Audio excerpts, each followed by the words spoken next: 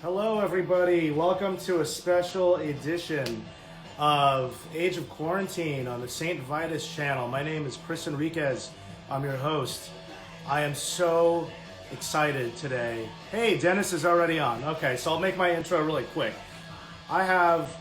All right, let's get Dennis on and then I'll do my intro. Fuck it. Let's just start off with him. Probably turn this off.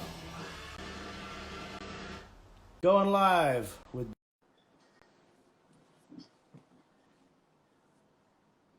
Hi, everybody. Thanks for spending your Sunday. Dennis, what's up? Hi. How are you? That's good. How are you?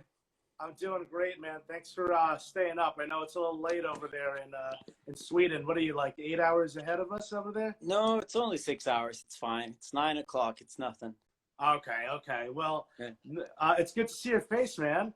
Yeah, it's been a while. It has been a while. Yeah. I usually start with a intro on the St. Vitus channel, but since we have you joining us right on time, I'm just going to say to everybody watching, welcome to an episode of Age of Quarantine on the St. Vitus channel. I see many of you joining us now, so thanks for spending your Sunday afternoon or evening or wherever you are in the world with us. And Dennis, feels weird giving an intro with you in front of me. I usually don't have the guest in front of me, but I'm going to do it.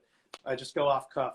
I first heard about the Refused in the early 90s. This is pre-Shape of Punk to Come, and you guys played in Long Island, where I'm from. Still a hardcore band. You were always a hardcore band, but this is before you guys start dressing well. Let me just put it that way. Before we became pretentious. I didn't say that, but I remember you guys were. I didn't really think of you any different from any other Victory Records hardcore band at the time, and you really weren't in a way, except you were from another country. And I thought it was cool. I mean, Rather Be Dead. I remember that song, and that's still one of my favorite songs. But it really wasn't until Shape of Punk to Come came out that my mind was blown. I could not believe it was the same band that I'd seen in that tiny room in Lindenhurst, Long Island. And the band went on to become this myth, this legend, that once was, because the band vanished. And we had the greatness of the International Noise Conspiracy, which my friends and I always went to go see. In fact, the owner of St. Vitus, David Castillo, I have to mention, I remember in high school or early college, he came home and he said, "Man, I just had a dance off with Dennis at Irving Plaza. I guess you had a little dance off with him." And anyway, I could go on and on, but it was a big deal. And then years later, we met because my band Spotlights toured with you guys and Deftones, and the band is back. You have 2 full lengths out and an EP coming. So still legends. You continue to be legends, but no longer this sort of piece of history that we now have to be like, oh man, it's never coming back. So anyway, that's my intro. Dennis, welcome. Thank you. Yeah, man. I remember that Long Island show really well. Yeah. Serpico played. Shit, man, you are so good with your memory, man. It's unbelievable, and I'm not surprised. Look at the records behind you. You're an archivist. Wow. Serpico was a great band from Staten Island. Yeah. Yeah, they were great. I still have that record. Yeah. Very, very dag nasty. Yeah, very good. Absolutely. So let's get into it, Dennis. How have you been managing to get through this pandemic, and what is it like in Sweden? It's been all right. I mean, it's I'm doing good, all things considering. It's been insanely strange. Sweden is not on a lockdown, which is a bit weird, but it's one of those deals where time will tell whether we had the right approach or not. Right. I shouldn't be laughing, but yeah.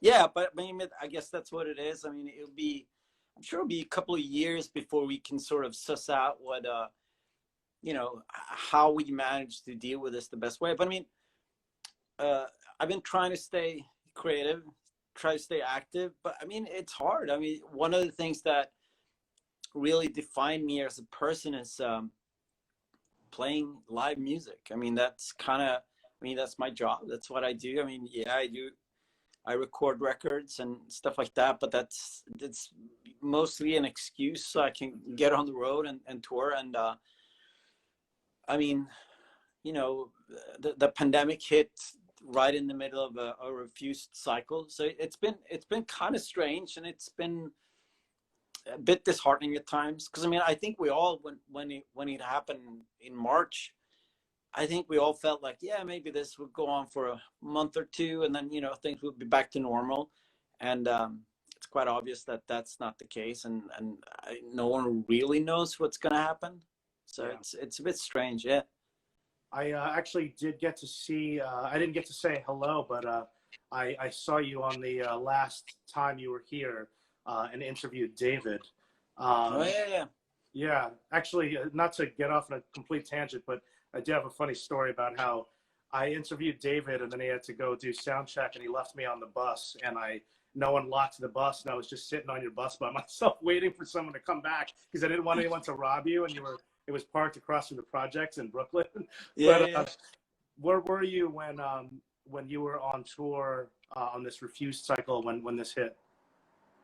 We were just, it was weird. We were just coming over to the West Coast. We're kind of making our way to the West Coast. And I mean, there was rumblings kind of right before we came out to the West Coast. And once we hit the West Coast, there was all anyone talked about.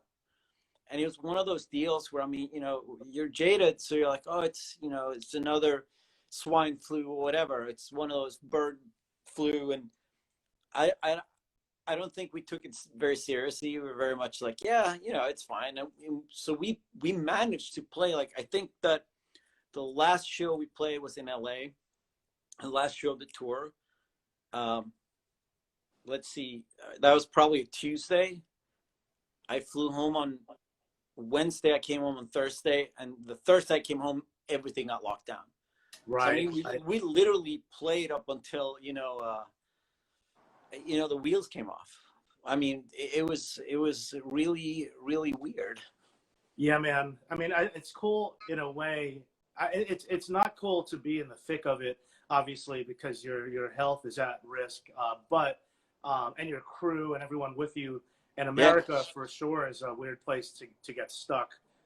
You know, if that was to be the case. So luckily, obviously, got home. But to have been playing music up until it had to stop, I think, is probably a gift in a weird way, right? Yeah, I mean, it was great. It was a bit strange because the last couple of shows, it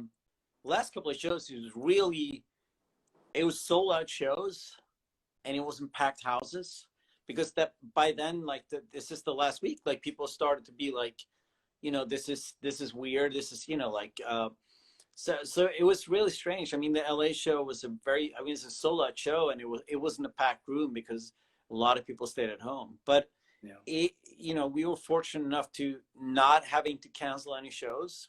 We were fortunate enough to actually do the entire tour. And yeah, but then after that, we canceled so many shows.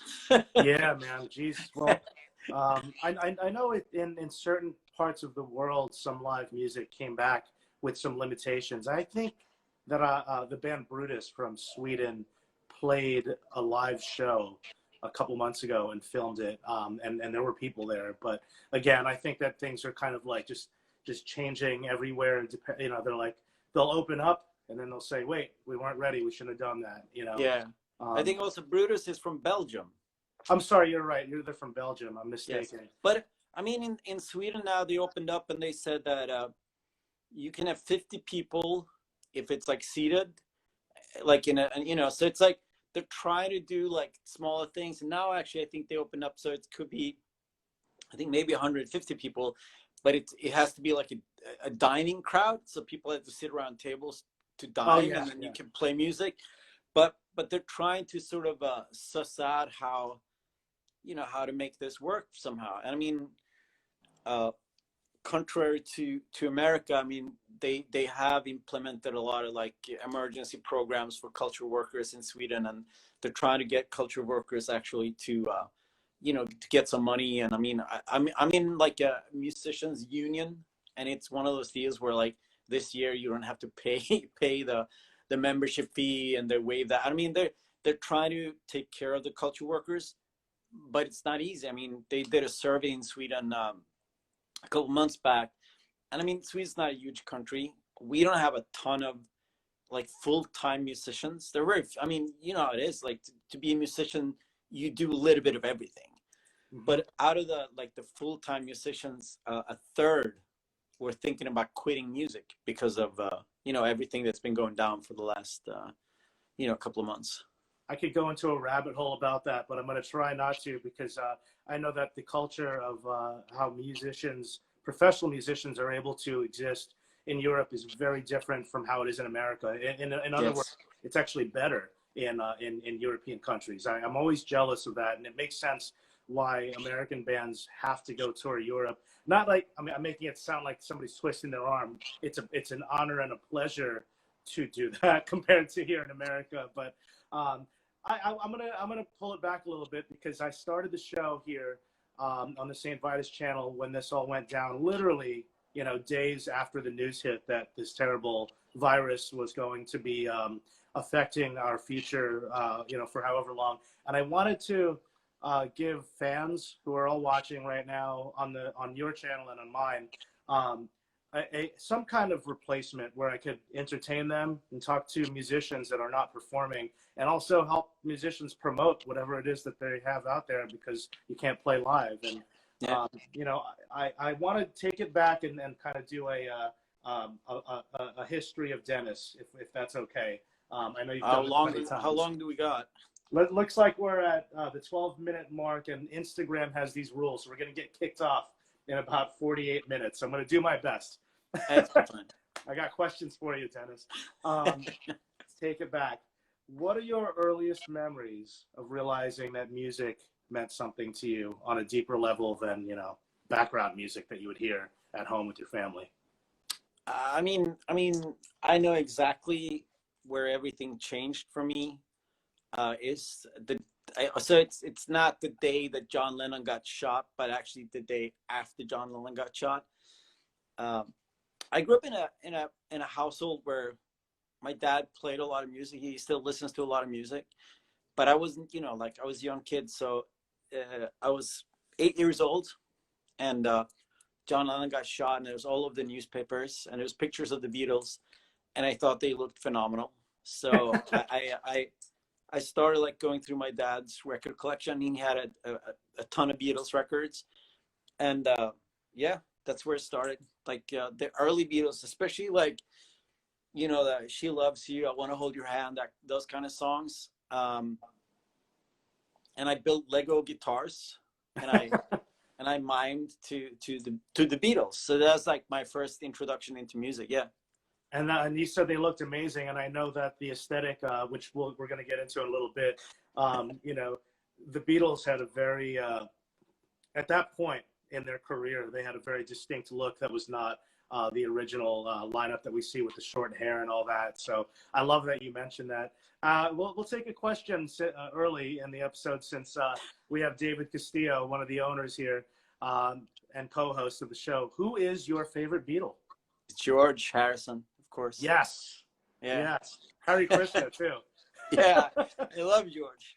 I love that documentary about him. I love his first solo record is phenomenal. I mean, I like all the Beatles guys. I was lucky enough. I saw Ringo All-Star Band live 25 years ago, and it's cool. But yeah, George he was the coolest one. He was the cool one, man. And I think he wrote "While My Guitar Gently Weeps," if I'm not mistaken, which is my favorite. He did. Yeah. That's pretty good song. But I mean, yes, it is interesting, because when we started Noise Conspiracy, even at the end of Refused, that definitely tied in with the early Beatles, their kind of outfits before they became hippies. I was definitely intrigued by that whole look of their suits and the mop tops, and so that was my introduction into music. And that totally happened to the Refused, but don't get into that yet, because it will get there. I want to go through the punk and hardcore history before we get into the to that time period, which is their Sgt. Pepper's time period of the Refused. So underground music, I know you've answered this one quite a bit, but I love talking about this kind of stuff because, as you know, I'm a hardcore punk rock kid at heart. So, when and how did you discover underground music? What were the bands, the first shows? Tell us about that. First of all, yeah, I watched all the Beatles movies. That, of course, I have them all on DVD. I mean, I think the first underground type of music I got into was metal. I mean, I'm not sure what Aussie is like underground, but I got into metal, and especially like my real musical awakening was probably around like, I would say like 86, 87. So that's like I got really into like Anthrax and Slayer and Metallica and Bathory and a lot of that stuff. And one of the first shows I ever saw was probably 1987. I saw Meshuggah play. Are you kidding me? I didn't even know they were a band. Oh, they had been a band for forever. Wow. But they sounded like Anthrax. They're wearing like Bermuda shorts and just like, it was great. And it was like, they played in my hometown of Venice in front of, was it 6 people maybe? Yeah. I was one of those guys. And then, wow. Yeah. And then, so around 87, 88, that's where I kind of started playing music with my friends. And then 88-ish, 87, 88, that's kind of where I discovered punk and hardcore as well. So it's, I mean, you know, when you're young, like, it felt like I was a metalhead for a long time. It was probably like 3 years. Everything goes by so fast, like new stuff all the time. And I was one of those, everyone at my school was into like heavy metal. You know, they're all into Dio in Europe.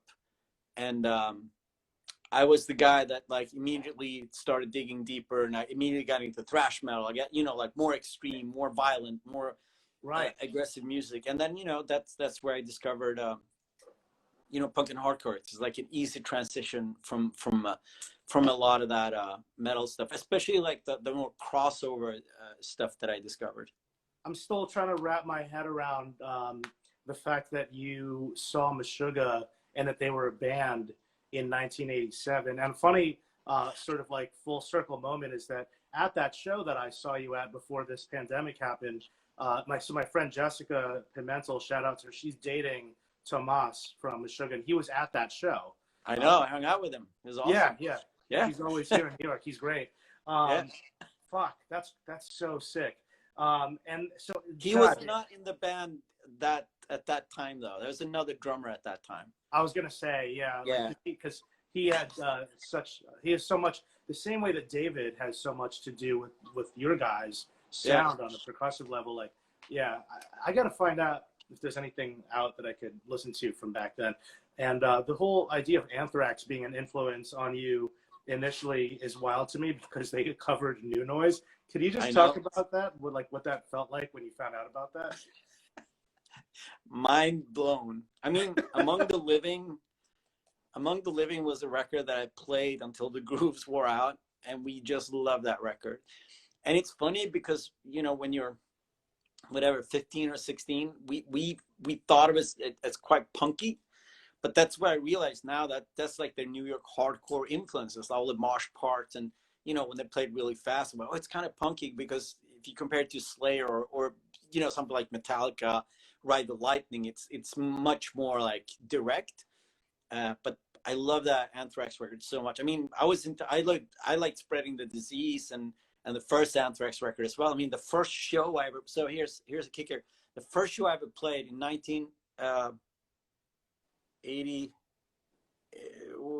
87. I played we played an Anthrax cover from the first record, Fistful of Metal. That was before Joey Belladonna, right? Yeah. That's the first Anthrax. Yeah. So we played an Anthrax cover. So going, you know, like whatever, how many 25 years later, some craziness like that. Anthrax covers New Noise, and it's, I mean, it was funny. They asked me to sing it with them once. Noise Conspiracy played a festival in Sweden. Anthrax were on it, and they got in touch, and they were like, "Do you want to sing New Noise with us?" And at first, it was like in the period when I had a hard time I had a hard time dealing with Refused. you know, like my personal emotions towards it. So at first I was like, I don't know if I want to do New Noise. I haven't done that song in a long time. And then I was like, how fucking 15-year-old Dennis would hate myself if I didn't take that chance. So I said, yes, I will do New Noise. Really? And then Anthrax canceled. And I was so bummed. Man. Yeah. But yeah, I met all those guys after the fact, and they're super friendly. Scott Ian's super nice. Charlie's super nice. I mean, we played some festivals, and it's weird for the 15, 16-year-old me to be on stage, and I look over, I'm like, that's Anthrax over there. They're just hanging out on the side of the stage. So it's pretty awesome. It's great honor that they cover that song. I would have loved to. Even with Joey Belladonna's weird, like, can I scream? It's fucking phenomenal. Oh, dude, it's so I love it when he does that. Yeah, because he didn't change his vocal like pattern at all. But no, he just full on Joey Belladonna. It's amazing. I love it. Yeah. I wish I could have been a fly on the wall when you first heard that song. When they did it came after. I mean, that came after, like, there was a bunch of those really terrible Refused covers in the early 2000s. So you're kind of jaded at that point. You're like, oh, yeah, people are, they're doing these really horrible Refused covers. And then Anthrax came out. I'm like, I'm so stoked. Because, I mean, it was my favorite band for a very, very long time. Fuck yeah. You know, you guys have in common, too, which is very on brand with this web series, is that both of you did secret shows at St. Vitus. So that's pretty fucking rad. Next time we'll play an Anthrax song when we do the secret show. You should. They hang out. They hang out at St. Vitus quite a bit, and there's a limited edition T-shirt of the St. Vitus logo mixed with the Anthrax logo that is gone now that I don't have. But okay, so this is actually a fitting transition because we just talked about Joey Belladonna and some of your influences. But who made you want to sing? Talk about some of your favorite front people. Well, first of all, when I became a singer, when we started our first band, I was obviously the bass player, because I had a guy in my class that was a guitar player. He was not a punk, but he was like, he could play guitar. And then my friend Jens, he was like, he could play drums. And I was like, I want to have a band. And they're like, well, you play the bass. So I had to learn how to play the bass. So our first punk band we started in '87. I was the bass player. And then we were like, someone needs to sing these, because we need a singer. And then I had to be the guy that stepped up and did the singing, not because I wanted to, but I was the only one that's a bit more comfortable with taking that space. So we had that band. That was the band that played the Anthrax cover, by the way. Oh, nice. Yeah. And then that band broke up in '89. And then I started my first proper, like, the first band was a mix of, like, it was a punk, some metal, some hard. It was like, the band you do when you're 15 years old in a small town in Sweden. Like, there was no concept of what was going on, Right. You're making it up as you go. Yeah. Yeah. It's just whatever. We tried everything. And then in '89, we broke up and I started a band called Step Forward, which was like the legitimate, probably the first, like, straight edge hardcore band of Sweden. And that was like the real deal. And then I just started singing. And by that time, I mean, I was super into Minor Threat and Bad Brains and stuff like that. So I think Kevin Seconds was a huge influence, like the melodic but still kind of fast. And I loved Talking Entry, like Jaybird. That record was huge for us. So I mean, I had some other more melodic screaming, if you will, when I got into it. And then, I mean, that all changed with Refused. But so Step Forward is a bit more, it's like mixed between Minor Threat and 7 Seconds, but kind of like really fast. And we were also obviously really into, like, Youth of Today, Absolutely, yeah. And you're one of many people who have cited Kevin Seconds. So I need to get him on the show. He doesn't get talked about enough. But because he kept going, man. Black Flag stopped or had different incarnations. Minor Threat stopped, but fucking 7 Seconds just broke up. You know what I mean? Yeah. It's like, Yeah, it's like a couple of weeks ago. Yeah, I mean, it was like a couple of years ago, but A couple of years like, ago, yeah. Yeah, I mean, they were always around. There was always one of those bands, like 7 Seconds, put out a new record. It's great. It was great. Yeah, he had Ian MacKaye on it. I digress. You mentioned a lot of frontmen that had fantastic dance moves, and you didn't talk about. I don't even want to talk about Ian Savonius yet because that's going to come up in a little bit. But HR for sure. Yes. You have some fantastic dance moves. I'm thinking in my mind, I'm thinking James Brown, Ian Savonius, Iggy Pop. Talk to me. Who are some of your favorite movers and shakers when it comes to front people? I mean, obviously, like James Brown.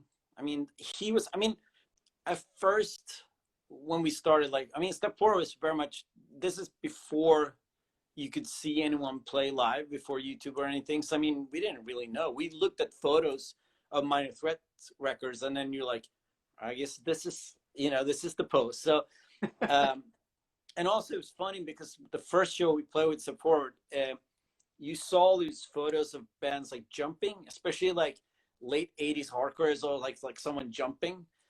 In my mind, I assumed that meant just jump 30 minutes straight, just in the air. And I mean, that's kind of what we did. But then as you hone in on your craft, and I think that I got really into this, now we're skipping ahead a little bit, but I got really into Northern Soul, like really into the whole mob thing. Super into James Brown, super into Mick Jagger. I saw Iggy Pop live in 1990, and that blew my mind.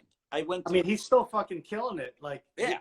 There's like 20-year-old kids. They can't fucking touch that guy. No. I saw, we played a festival like 3 years ago where Iggy played, and I was on the side of the stage, and he just comes on stage size, and I'm like, yeah, it's fucking amazing. But it was funny because we went to Stockholm, which people don't know about me. We lived, I was like a 10-hour train ride to go to Stockholm. So we went on the train to see the Ramones play. And the Ramones were opening up for Iggy on the Brick by Brick tour. And we saw the Ramones. It was fucking fantastic. They were great. And then we just hung around, and Iggy comes on. I mean, it's one of those things. I'm like a hardcore kid, Right. So I didn't really know that much. I mean, I knew the Stooges a little bit. I knew Iggy because he was like a pop culture phenomenon, and he comes out and he blew my mind. I mean, it's one of those deals where like, oh shit, that's how you're a front man. That's how you deliver a show. So, I mean, I would say that Iggy's insanely important to me as far as honing in on what you can be live, Right. That's yeah, absolutely. And there's so many descendants of Iggy, and Mick Jagger is up there too, for sure. Yeah. I think that's a great thing to bring up because I'm so lucky I got to see the Ramones too.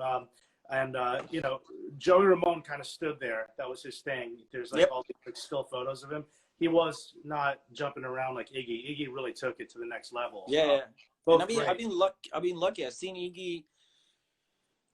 I mean, I've seen Iggy maybe 10 times as a solo artist. I've seen Iggy and the Stooges like 15 times. Wow. I mean, just from touring and traveling, and they're always kind of around. And I was lucky enough. We did a tour. I did a tour in 2011 where Iggy and the Stooges was on one of those traveling festival tours in Australia, and they're on the tour. So every day I'm like, here's my routine. We'll play the show. I went and saw Grind the Man, which is Nick Cave's the project Nick Cave had for a while. I saw that. I saw Primal Scream, and then I saw Iggy and the Stooges every night for like 10 days. I'm like, oh, this is the life, You have a pretty good life, Dennis. I got to say. Sometimes, some days. Fuck yeah, man. So your early days, the band was more akin to like I'm sure I know you've heard this a million times, but Snapcase, Helmet, but also some old school hardcore. You might appreciate this, but as a big Bad Brains fan, we had HR on the show. He was awesome. This song "Pretty Face" on Everlasting is very Eye Against Eye Quickness era, and then there's like a Slayer part. I love that. Talk about the early days of formation, particularly the Everlasting record. I love that graffiti, by the way. The logo is great. Talk about that time period a little bit. It was interesting because when we started, like here's I mean it is a fact that people, super nerds know this, but when Step Forward broke up and we started Refused, I mean I was still super into the idea though. I wanted a straight edge band. I wanted to be like, I mean, the first Refused show, I think we played 3 Gorilla Biscuit songs and Nice. maybe a Shelter song. We're like, we wanted to There be we go. that. Yeah, it's GB, you know. Yeah. We wanted to be that, and then once we actually started writing our own songs, we realized it's not that easy to write catchy, like fast hardcore songs. And the guitar player, the first guitar player Refused was a metal guy, so that kind of like shifted. And he was like super into like one voice with agnostic front. That was like his jam. Ah, And yeah. I'm like, okay, you know, I'm the guy that's into like negative approach, and he's like, no, I, you know, the sort of like slow chugging kind of metal hardcore. He's super into that.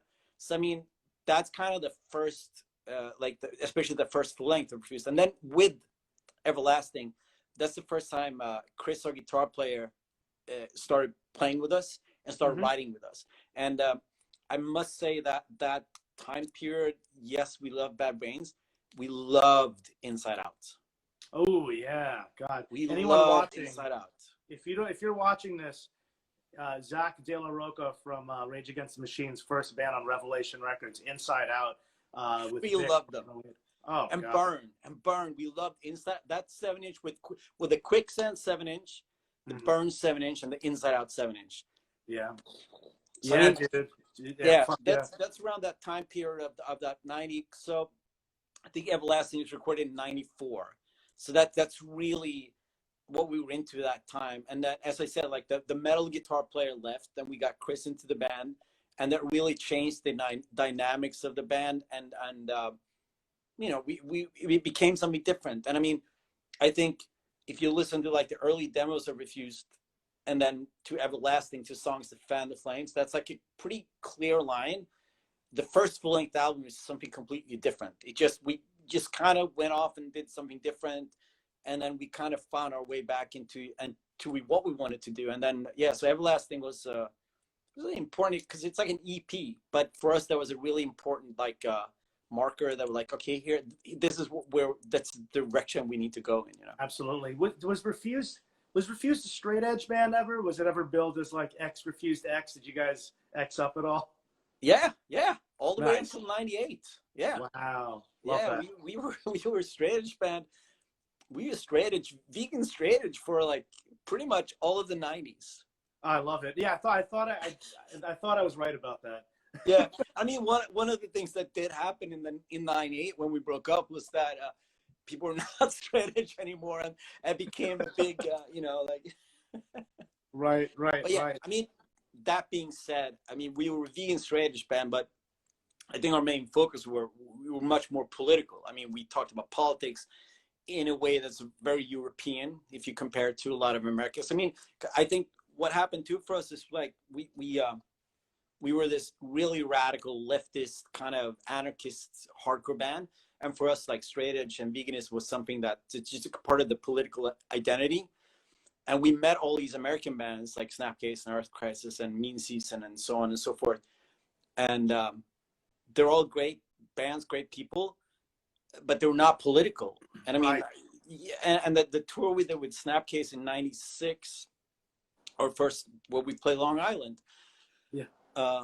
we got into a lot of arguments with them because we were so outspoken and so political and so radical on stage.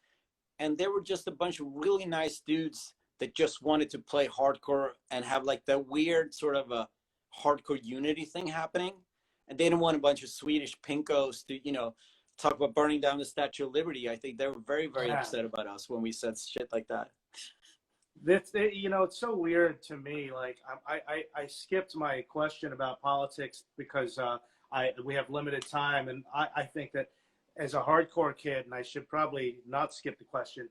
To me, it's so obvious that if you're into hardcore punk rock, that you're supposed to be politically aware or you know, and have something to say. That's the whole point. I just made a post the other day about how I lost some followers because of the politics that I've been posting about, because I was a victim of a lot of racism and police brutality, and that's why I'm into punk and hardcore. So I just don't understand. Like, there's no separation. it's political music, you know what I mean? Yeah, So, I mean, granted though, for a lot of people, punk and hardcore becomes it becomes like youth culture. You know, it's something that you do when you're a young person, and it becomes like a substitute for something else. But I mean, all the stuff that I grew up with. We haven't even talked about the dead Kennedys, how important they were for me. Uh, all that stuff was political, and they all talked about politics. I mean, even the most nihilistic, sort of exploited sort of punk. I mean, it was still very anti-establishment, very political. So for me, though, it wasn't really. It was just a part of the package. And then, I mean, I must confess, like in the early days when we started first hardcore band, it was just a part of the language, you know, like, all right, so now we're a hardcore band. What do you sing about? And you're like, oh, fuck the system. You know, like it was just a part of like your language. But then when that language became something deeper and you start really educating yourself about politics, then politics became an identity much more important than hardcore and punk rock. And yeah. but for a lot of people, it's not like that. And for a lot of people, music is different from politics, or politics is different from music. And some people are just like, you know, like, I get it. I mean, Refused is definitely one of those bands that there's no mistaking in what we're about. I mean, Shape of Punk to Come, the first line is like, I got a bone to pick with capitalism. You know, that's like, Yeah. like, okay, here's like the statement of intent. But there's plenty of people that are just like, yeah, we don't really care about your politics. You know, we like the dance moves or the mosh parts. And for me, honestly, it's kind of fine, because as an artist, like you put out this package, like you're like, here's these ideas, like here's the music, the aesthetics around it, the artwork, and then as a like consumer, you just kind of pick and choose whatever you want, you know, and that's fine. I mean, I get it, you know. No, but that's good. It's good to point out, though. I mean, you have an album called War Music. You just quoted, you know, one of your songs. It's political music, and Yeah. and even you know, International Noise Conspiracy, Capitalism Stole My Virginity, Smash It Up, Reproduction of Death. You know, like I Yeah. love that, and you do it in a fresh way. That's why I love Refused so much, because we're going to move into some other stuff here, but. There's musicianship, there is you know, great production, and also the whole thing, aesthetic and a stage show. And ultimately, I'm entertained, I'm challenged intellectually and musically. Everything's there. It's great. You know, I'm lucky I got to see it however many times I did. You know, that was wild. Okay. Refused, we talked about, started out as a hardcore, more of a straightforward hardcore band. And then, as you yourself referred to as the pretentious time period. I didn't say that. I don't think it was pretentious. It was very pretentious. It's a good thing. But you took your own brand of hardcore, fused it in with a little Fugazi. There was an obvious aesthetic that came from the Ian Savonius Nation of Ulysses time period, and then now we have some jazz and electronic music, and here's Shape of Punk to Come. Yeah. Talk about the collective, like, hey guys, we're a band. This is what we're doing now. You know, the transition period. It's interesting because one of the aspects that made Shape that sprawling, weird record is that nobody in the band wanted to play the same type of music. It's one of those points where, like, when you're a young person and you're growing up and you're always kind of evolving, you're always like moving places, and I think that at that point when we did, I mean, we came home from the US tour with Snapcase, and it was a cool tour, but it's a bit disheartening because nobody talked about politics. So I was like, you know, I became super political. I became the guy that came to the practice space, and I said stuff like, yeah, that riff's fine, I don't really care. Music is bourgeois, it's just a fucking vehicle for the revolution. And the other guys in the band were like, wait, we spent like 6 hours working on this riff. I'm like, yeah, but you know, it's still a bit bougie. I mean, I was that guy. Wow. And yeah, and I wanted to be in a radical political band whose only goal was to destroy capitalism. Didn't really care about music. And I mean, Chris was very into prog rock, like very pretentious. Dave was into jazz. John was into all the electronic stuff. And I was into punk. And for that moment, when we recorded that record, everything came together. And it's one of those things did you say Magnus was the electronic guy? No, John. Okay, the guy sorry, I just wanted to know. Unceremoniously kicked out of the band later. He was into the electronics. So for that time and period, we managed to keep it all together, and it made a record that was very interesting because somehow we were open-minded enough to let everyone's influences shine through, but we were crazy enough that everybody was going in different directions.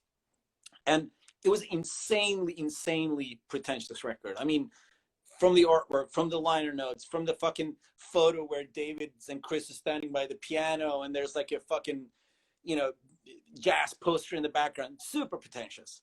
But I think it's also our way of saying like, fuck you if you want to, try to pigeonhole what we are. And then it was super political. And all of that combined, when we started playing shows, we was like, yeah, we really want to go in different directions. And then we broke up. I mean, it was one of those deals where just for that moment in time is perfect, And so it's almost, I mean, obviously like that's funny to know that it was kind of a product of people who were moving in different directions musically. And that's how you get this like insane sort of like, I mean this in the best way possible because it's one of the greatest records that I think that has ever come out in the history of music, honestly. Like that's a bold statement. It is, dude. I mean, like, I know you were in the band. You are in the band. It's your band. But like, look, I'm not saying that the validation of mainstream culture is what's important here. But when you have members of Anthrax and Guns N' Roses sort of talking about how great, and Metallica talking about how great that record is, and not to mention me and my little underground friends that, we just listened to that record and we talked about things that you don't talk about with other records, like how the drums sound like that. Why does it sound like this over there and it sounds like this here? How did they get the fucking stand-up bass to sound like this? And they go into that part. I mean, it's a masterpiece. I mean, you know that. It's all right. It's fine. I can't wrap my head around it, so I'm gonna try. I know this is not just an episode about Shape of Punk to Come, but it's just a ridiculous record, and I have to imagine that it's got to be pretty scary to like try to top that or like come up with put out another record. Yes. Freedom, I thought was amazing, but like, was that scary for you to like know how important that record was and be like, we're gonna try to put some new music out there? Yeah, it was, I mean, when we did the reunion in 2012, that was it. In my mind, I was like, it was a year of Refused and then exit and continue with INVSN and continue with other projects. And then, 6 months into the touring of 2012, like Chris and David sat me down and they're like, we have new music. Would you be interested in doing it as Refused? Then I was insanely skeptical, and they played me Electra. Great song. And I was like, oh, okay, this is what you're throwing at me. Yeah, I think we could do new music. Yeah. That being said, I mean, it's one of those deals where, like, I thought Freedom, I think it's a great record. There are definitely things, a couple of years in hindsight that you would change some things. But, I think it's a great record. It is one of those things where if we would have done it more like old Refused, people be like, oh, it's just like they're rehashing Shape of Punk. And then when we did it the way we kind of approach Shape, like we're just going to create music that's amazing for us. People are like, oh, it's not enough. It doesn't sound like Shape of Punk. So it's like, it was kind of a lose-lose situation, no matter what we're going to do. But that being said, to be a band, I don't want to be nostalgic. I've never been about that. I've never been about like, yeah, let's just tour the greatest hits, or I understand the validity of celebrating Shape of Punk to Come. That's a great record. Maybe one of these days we'll celebrate that record as is, but I don't want to be nostalgic. And when we realized that we wanted to continue to create music, we continue to tour. We had to create new music, and I think Freedom was great because one of those things. It was like it enabled us to do what we're doing now with just like kind of like we're doing Freedom as a way of like experimenting our way out of what we were, because for a long time, I mean, and this it was a true problem. Refused was defined by other people's ideas of what we were. It was not defined by us as a band. So I think Freedom was our way of taking back some of that control, writing songs that we felt were great, and then so that we could move beyond that and continue to create and continue to just be a band, basically.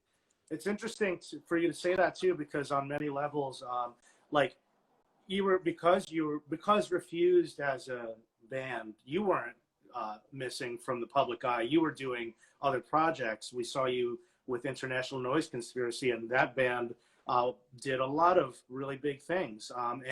But Refused as a collective unit was missing from just in general, because you had broken up. So all people had were sort of their own ideas or things they could make up or wonder or guess, right?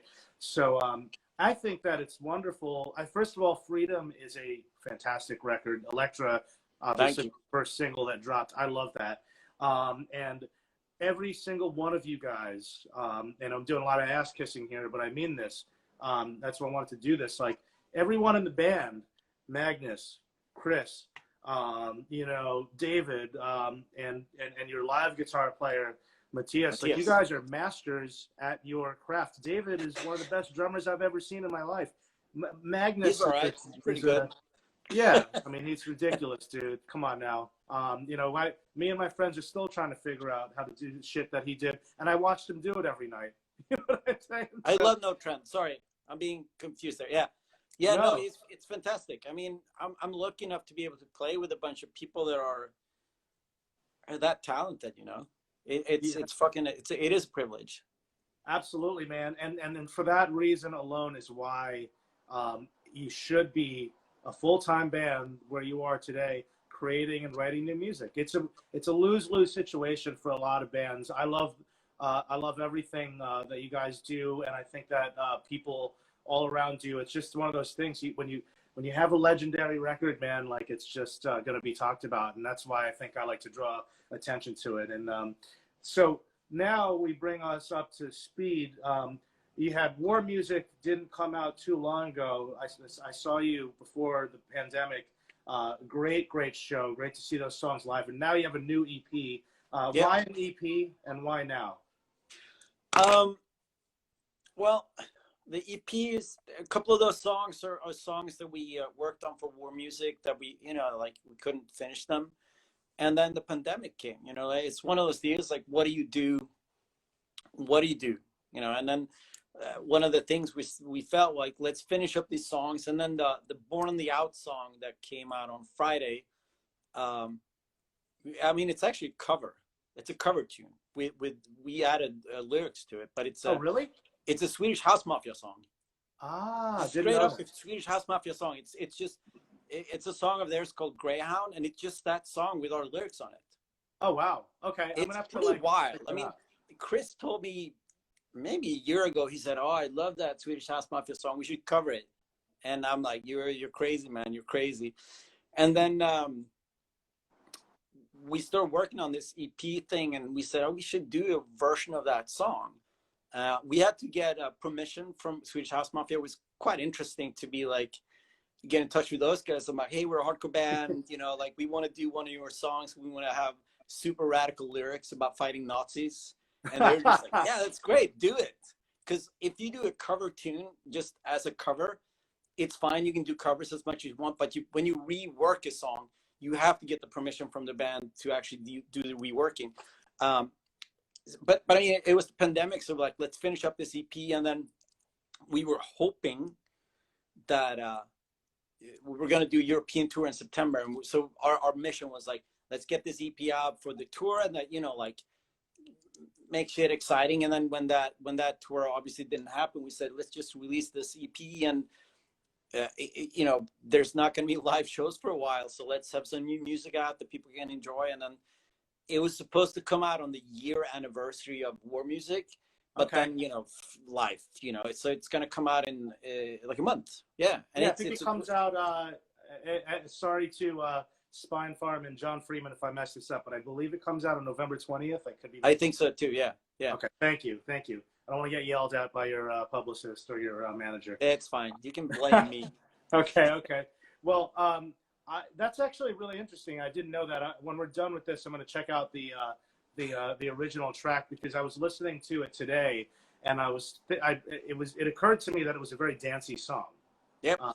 I mean, it's just straight up EMD, but with like revolutionary lyrics on top of it. Yeah. So on the Raw to Be Dead EP, we do a Prodigy cover. So I think it's Prodigy's just great. Yeah. So we did on the Raw to Be Dead EP 4 years ago. There's a Prodigy song. Right. And now we're doing a Swedish House Mafia song. It's in the line of the madness that we're into. Hey, electronic music has always been part of the Refused sound and songs. Yeah. I had Brian Baker on the show recently, which was an honor. It was amazing. Such a fucking cool guy, man. You are in other projects. I know we didn't get to talk about all of them. It happens on the show. It's tough. Obviously, INVSN and you are in a band called Fake Names with Brian Baker of Minor Threat, Dag Nasty, and Bad Religion. Not to mention Michael Hampton from SOA, One Last Wish, and Embrace. And Faith. He was in Faith. Don't forget Faith. Yeah. Someone wrote the press release, forgot to include Faith in there. And I love Faith. I mean, that Void Faith split, there's always that argument about which side is better. It's tough. They're both good, but they're both great. They're both great. But yeah, fucking I don't know if this is I think Brian said, if I didn't mishear him, that Brendan Canty from Fugazi is playing drums with you guys. Is that right? All right. Well, yes. Dude, what he's the fuck, dude? We're working on new music, and Brendan Canty from Deadline and Fugazi is gonna play drums. Rites of Spring, right? Was he in Rites of Spring? No. Yeah. Maybe, yeah. Yeah, he was hit drummer for Rites of Spring, yeah. I mean, Noise Conspiracy opened up for Fugazi, one of our early shows, and they came to Umeå. And I mean, Fugazi is like, if you were a child of the 90s, they're the most important band. And I mean, to have a guy from Minor Threat and a guy from Fugazi and a guy from Faith and the guy from Soulside in the band that I'm singing it, it's just it's got to be fucking crazy for you, because I can tell as a fan, even before I met you, that like that all those bands had a huge impact on you. They're all over here. Right here. Yeah, right. There you go. Right there. Yeah. Dude, Dennis, I love how much you pay homage to your roots, and you know, you've always made it a point to mention New York hardcore, which is where I come from. Obviously, I wear it on my sleeve. But let's talk briefly about your memories of the Refused show at St. Vitus, where you came up there. And I actually played that show with my other band, Primitive Weapons, and David used my kit. There's a picture of you guys framed at the bar performing that night because it's so special. It's on YouTube. But you showed up and did a bunch of cover songs, including a Sabbath song. I think you did Fairies with Boots. You want to talk about that night a little bit? Yeah. We did like Judas Priest song as well. You did Fugazi too. We did Fugazi. Yeah, we did. Yeah. Fucking right, man. We did Black Flag. I don't know what we just, you know, it's one of those deals. We just, for some reason, like New York has become our like go-to, like do the after shows. Mm-hmm, and it's been fantastic. And that show is great. It was so much fun. It was very unpretentious, and we just played a bunch of covers, and then, you know, you do new noise and people went crazy. It's your second hardcore record. Chromex, Age of Quarrel, maybe, possibly. I'm just reading all the questions here. Good questions. I see them, but I can't. We got limited time, right? We're about to get kicked off by Instagram in 6 minutes. I want to give a shout out to the person that asked that question, Conrad Mata, very good friend of mine who got me into Refused.